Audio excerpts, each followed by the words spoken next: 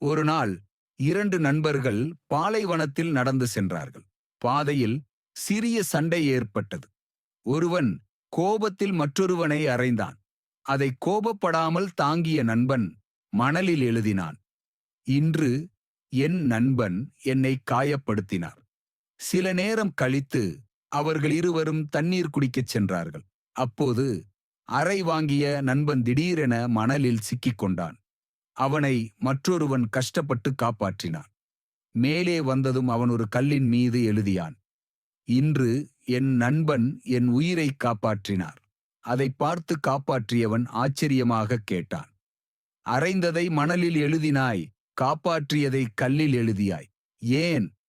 அதற்கு நண்பன் சிரித்தவாறே சொன்னான்: யாராவது கஷ்டம் தந்தால் அதை மணலில் எழுத வேண்டும். மன்னிப்பு என்னும் காற்று அதை அழித்துவிடும்.